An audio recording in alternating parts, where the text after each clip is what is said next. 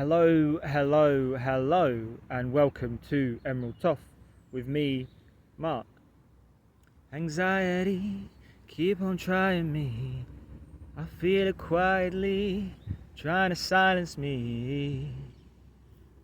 A little bit of a message about anxiety today. That song's Anxiety by Doechi, if you feel like looking that up. And a feeling in the last few days, and the message wants to come through today about anxiety and how we deal with it as human beings. It's a number of emotions that are on a lower vibration, like anger, fear, frustration, and things like that. Anxiety in particular seems to be very prevalent in modern society, and we react to it in many different ways due to the number of people on the earth and the mass crowding in many places. That is naturally going to cause an extra anxiety in the human being, and they're like a fight, flight, freeze or fawn response. And so it's kind of how we react to those triggers, and it's interesting to think how we look at it depending on how we are on an empathic or psychopathic scale. And when I use the word psychopath again, I just have to qualify that in the way we speak in modern terms, that psychopathy can be good or bad in some terms, and empathy can be weaker or assertive in the way that it forms. And so, malignant psychopathy and narcissism is different from psychopathy, which can be beneficial, and there's a way that certain people are in a protector element by engaging with that element of psychopathy, and it's how we interact on this earth, which is important as much as it is how we react with a higher consciousness or portals to other worlds and connection with the stars. It's all in balance as we're on this earth. And so with anxiety, and most people who tune into these kind of messages are going to be more empathic on the scale, and if you're not, then all credit to you for looking at different ways and parts of your being, because we all have empathy in us. It depends how we react to it. But when you are empathic, there is always a lifelong lesson of how you react to other people's energies. So people on the more psychopathic side of the scale, it's more how they react to their own energies as such, because they're always going to have a drive to be protective of themselves, and then as they expand to the people around them, but mostly their closer group, the more maybe somebody expands like that, they can look at it on a more global scale. But it's more about how you handle the energy within, and then that will reflect out, because you're naturally driven outwards. Whereas if you're more empathic, it's how you take on other people's energies around you and how you react to the world around you, because I believe that when you're empathic, you actually have like a closer connection to source and consciousness and psychic elements and mediumship, because you're able to cultivate your own little world normally in the modern world. An empath is more driven into an internal world, into hermit mode at times. It's just part of that way of being in the modern society and the way the world is at this moment in time. And so with that, it can be quite peaceful if you're in your own energy, but often we don't realise that our own energy is having that peace. There is that higher vibration. The higher vibration transmute or turns anxiety into a state of love and fulfillment and bliss and enlightenment as such. And so it's interesting to see that there's scientific studies that are coming out now that say when we're in a social environment, whatever where you are, whether you're empathic or more psychopathic, just as a human being, where we're in social interactions, that when we see somebody give a cue, something like dismissive or an eye roll or looking to assert dominance or casting us out, anything that makes us feel like we're not part of the crowd as such, or we're not welcome, or somebody doesn't like us, then it causes anxiety or fear or frustration. It causes a trigger within us. And what scientists have noticed, that one of the best ways to ease that kind of anxiety or feeling of unrest is to label what that emotion is. So you can label that emotion as that person's anxious, that person's fearful, that person's angry. And as soon as you start to label it, then you start to be more at ease with it. And this is the case for anxiety. There's a kind of famous old saying that goes, "The mind is a wonderful slave but a terrible master."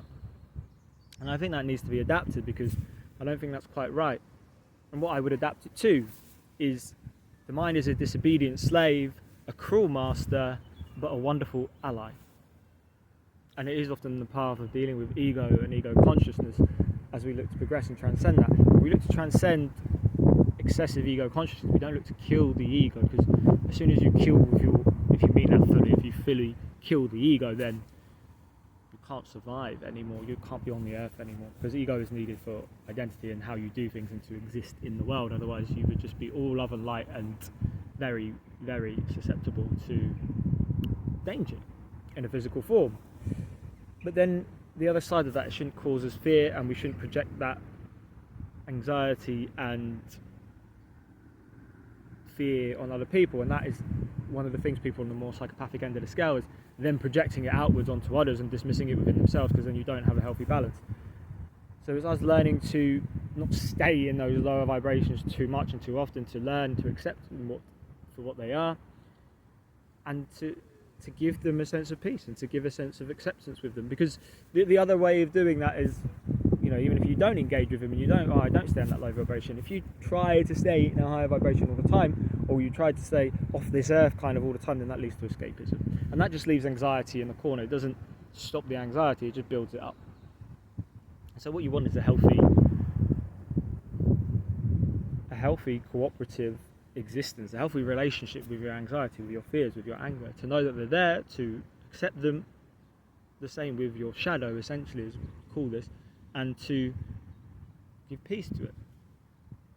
And that can happen to a lot of people in more psychopathic tendencies, is that the shadow can get to them more easily, because the use of those earthly things of anger and anxiety or other things like that, they engage with them more, probably more than more empathic people, on an internal scale. And you'll find people like that may be more susceptible to something like sleep paralysis, where there is the shadow figure at the door or on the bed, and they have to learn to work with that and say no to it, but understand that it's there, because it doesn't just go. And then for the empaths to say that they recognize that in other people as well as within themselves, but to not label it and take it on so much. And when you take it on so much, it can cause you to be silenced. It can hold you back. And so the other song that I had come through was Drive by Ex-Ambassadors, and that's from their album Townie. It talks about driving and get away and getting out of a place.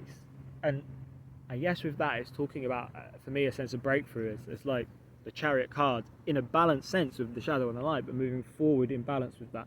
And it's not escaping everything that was there, not escaping the past because it creeps up on you, but to accept it for what it is, and then just to move. And even though you don't have an idea about the future, you're still breaking through in a centered fashion and holding all your shadow for what it is. And with that, there were a couple, I didn't know if there was going to be more runes today, but the two runes that I've drawn on my hands too today is Petro, which is related to the weird, W-Y-R-D, which is where the weird comes from. And it's the kind of the unknown. And actually the word weird is one of my favourite words in the world, because it's actually a connection to the weird tree. It's a connection to the unknown, essentially. And the spiritual, I was going to say psycho-spiritual, but the spiritual is more its authentic term in terms of how we view it. And it's connection to things, it's a connection to source, it's a connection to God, or whatever you want to call it. It's a connection to the things that are unknown and that are, in a sense, higher than us. And that can cause fear often, and that's why when we think of anxiety, some people will look at this rune and think witchcraft, and again, witchcraft, it is like more a connection to source if you see it in a well-balanced way.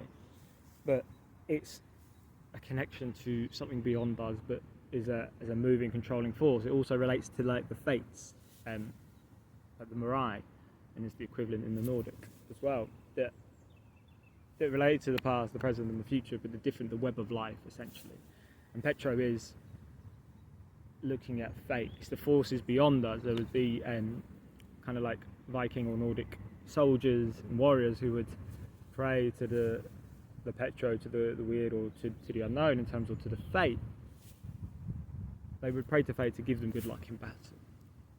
And that's a connection in ways that we've lost, and we treat it more with fear and anxiety and in those lower vibrations, but it is a moving force around us. And the more empathic you are, the more you are in starseed energy, angelic energy, and the connection with God, source, Yahweh, Allah, whichever label you want to give, the divine, you surrender more to these higher forces, and tend to then cause you less anxiety. You start to interpret it in a way where you don't see yourself as a master of it or a slave to it, but as a co-creator with it. And also with that is dagas that come out, which is breakthrough, and it talks about the moment from the twilight to the dawn, and that moment of breakthrough, and you could give it the reverse than from dusk to the twilight, because it's like an almost eternal sort of loop in here.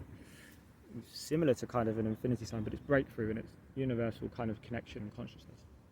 And interestingly, before I came here, I saw 3 different horses. I saw 2 horses eating at the bale, and yesterday I had Awaz, the M kind of rude sign, which is horses in partnership. And there was one that was kind of a chestnut brown and one that was a white one, and like the yin and yang, like the duality, like the twilight and the dawn together. And then another horse that I saw was a black and white horse, and there's like the mix of it integrated into one. So I'll take messages more on this, and what our anxiety is teaching us, I think, is what I'm coming to in this prelude. It's saying, why is it there? What is it saying to me? Like any kind of egoic thing, it's just how we move on this earth, is understanding these triggers and things within us, but with peace and love and compassion. The same way, if we treat ourselves with that, we can treat others. And so with that, it's, how do we break through understanding these kind of anxieties and other forces beyond us, and how that interplays with other human beings as well, and then animals and any other beings on this earth. So it's asking us to look at it and to say what message is being said here, and how do we embrace it, and how do we move forward with it. I picked up selenite today. I was drawn to selenite, and you could relate to the moon with this in particular. It's a very cleansing and clearing stone. You could relate to Thoth. Thoth is the god of the moon, or Hecate, the moon goddess and witchcraft, and Diana, who is like Artemis, like the huntress, and the moon goddess as well. Then there's a number of gods and goddesses related to the moon. But that also relates to anxiety, because the moon card in the tarot, it looks about lighting those dark places, or being guided by the moonlight to get to like a breakthrough, but understanding what that kind of unknown is, and being guided by your own internal moonlight and those forces outside of yourself that are guiding you.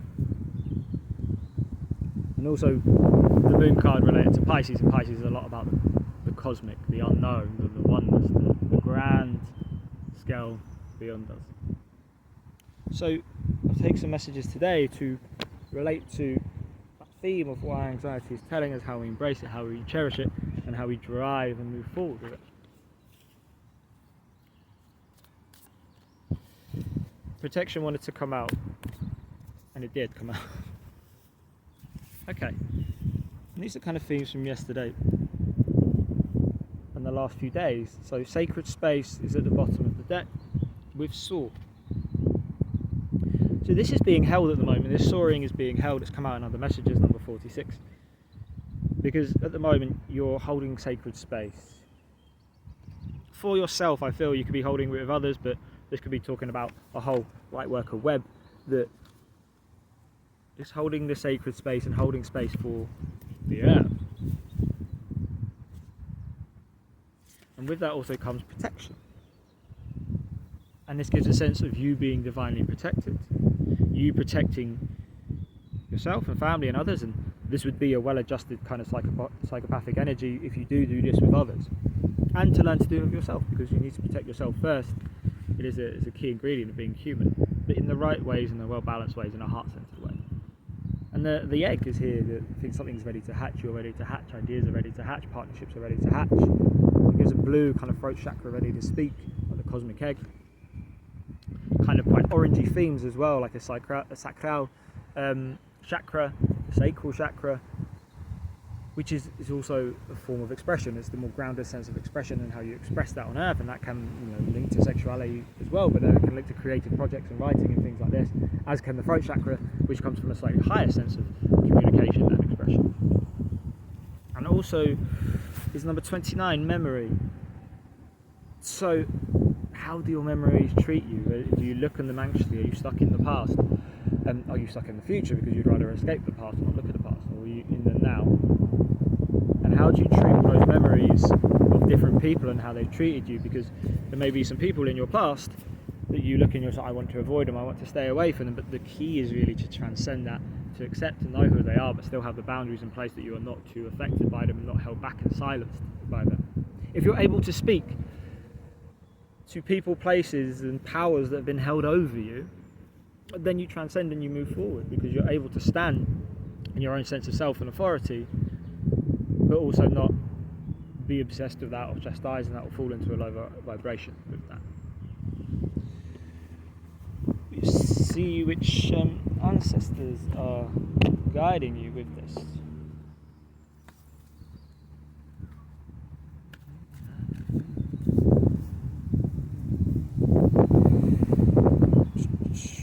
Right, okay, so first up is number 23, root of fire, risk it all.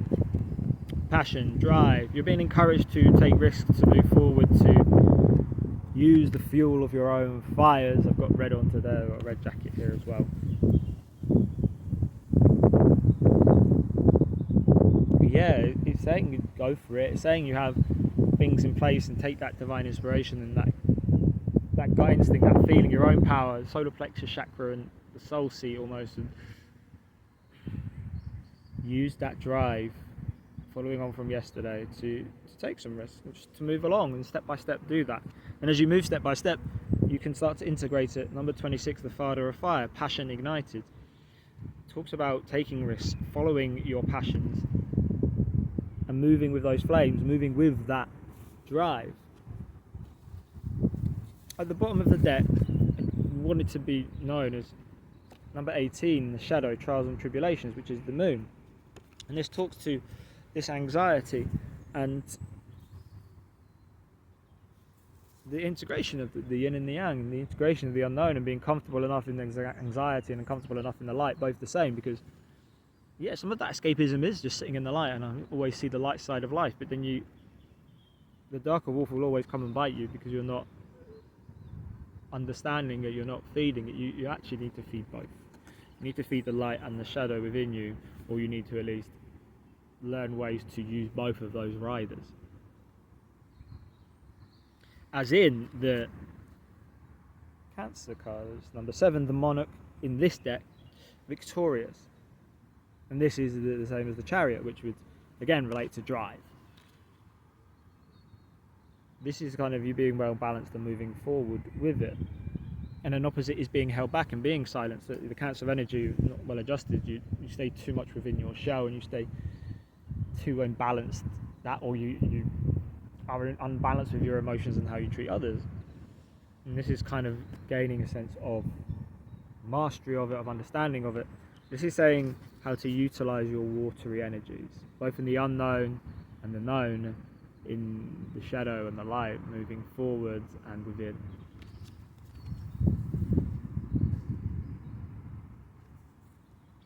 This is quite beautiful. This is quite a beautiful space. It has kind of more nuance to it than necessarily the sun or the sun card ever has, but you would want a balance of both, of course.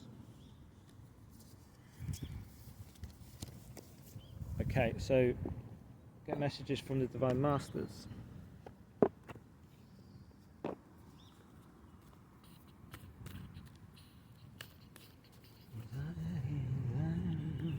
Keep on trying me.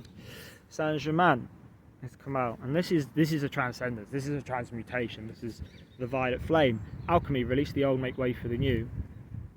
And this is talking about strengthening kind of the yellows in there and the purples, relating again to the third eye and crown chakra. I can see the moon as I do this reading as well, so that's a sign, it's a half moon, giving you a sense of that duality and understanding. And it's daytime, but also the moon is out, so there's a strong sense of duality and a strong sense of accepting everything and transmuting it.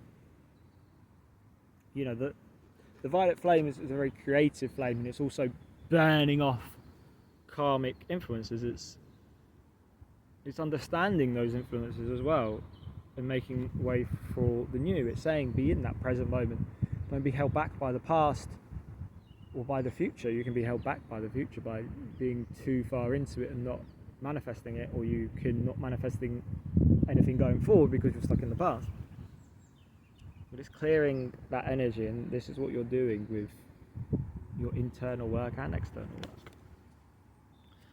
And then comes Sanat Kumara Open Channel, the divine partner of Lady Venus, who came out yesterday, and both of these have been popping up a lot. So a lot of Venusian energy, a lot of fiery, loving kind of energy, and also maybe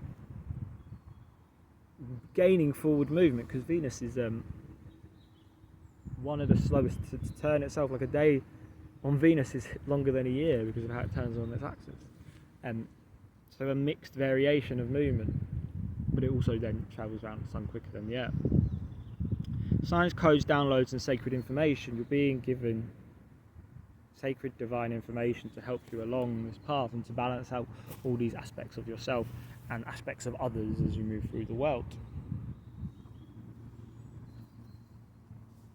And within the deck I can see Rumi slightly popping out, and Rumi gives us that sense of mystical knowing, breaking boundaries, personal experience of God. It's love of God, it's love of the beloved, it's a connection with the beloved, it's knowing that within your heart that you are loved and held, and that you are a soul and you are energy in this universe, and as are others in all the various forms.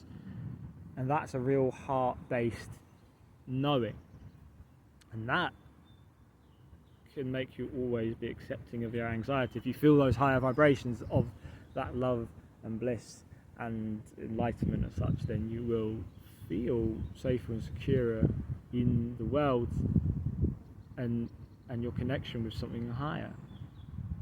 Obviously that still means you assert boundaries and you learn how to live on this earth, but you can have more of an acceptance with everything. And underneath that is Mary Magdalene's sacred vessel. Yesterday we had Lady Nada come out, and Lady Nada was talking about the heart blossoming, the opening of the heart. And Lady Nada is said to be like the higher self of Mary Magdalene, and also Lady Nada is said to be an Atlantean incarnation that very much talks to that love. So those two cards that are still in that deck and popping out are there, but this is, you are the answer, be guided to your purpose. This is a lot more grounding in that, and this is saying you're working on that grounding of the heart as well as that connection with the beloved. So you're working with from high to low in a sense, or at least through the heart chakra and through the solar plexus, sacral chakra, and to the root. And let's see where this is kind of taking you with Time Traveler's Oracle.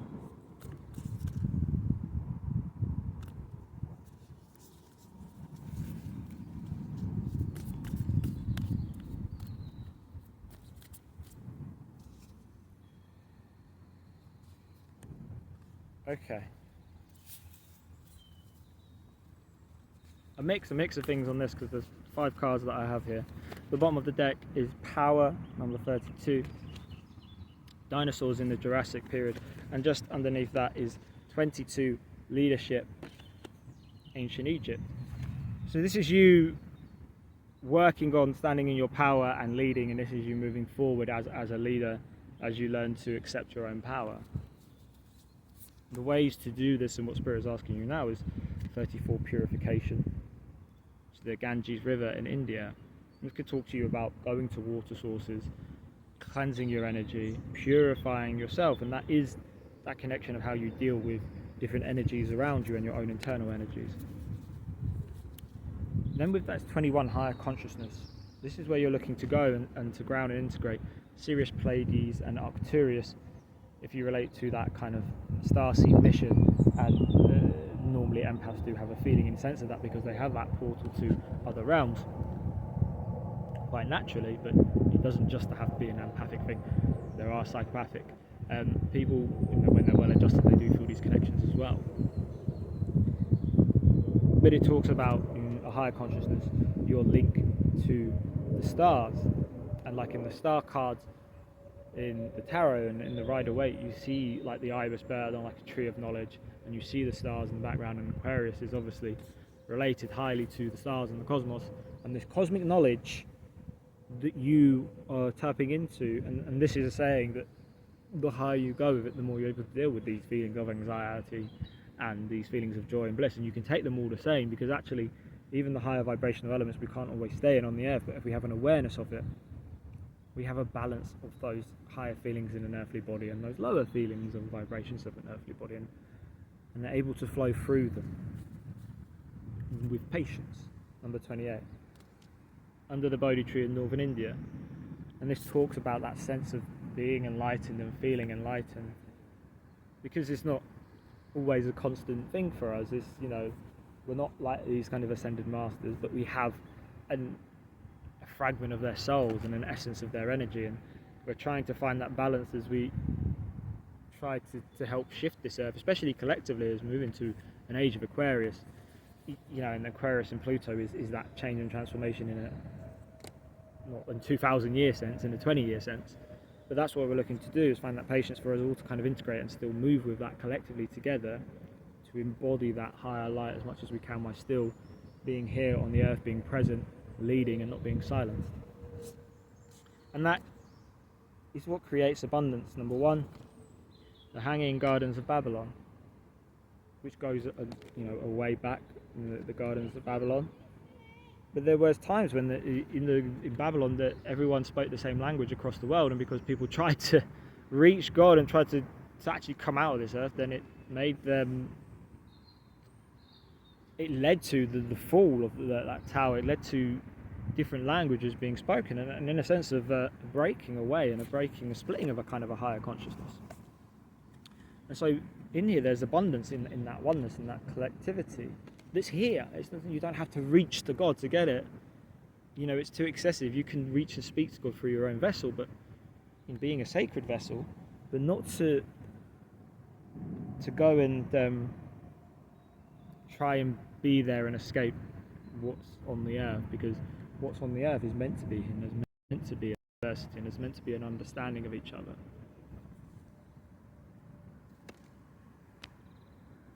And so with that also comes protection, number 33, which is reminding you there are divine influences protecting you and helping you on this journey. And as the fire rises and as you come out of the cave and there is breakthrough, you have an understanding of both of the inner, the unknown, and the outer, and the drive and the breakthrough moving forward. So, a longer video there, quite a lot within that. But again, it's saying that there is abundance to be had on this earth between us collectively, if we can work to stand in our own power and our leadership, to accept the anxiety within us and with others around us, and to be able to see it all the same for what it is, and still try to embody what is considered a higher consciousness on this earth, and to bring love and compassion and peace and patience as much as we can in all the places that we go. Thank you for being here, for listening, for understanding. I appreciate you. I love you. I always believe in you. Namaste.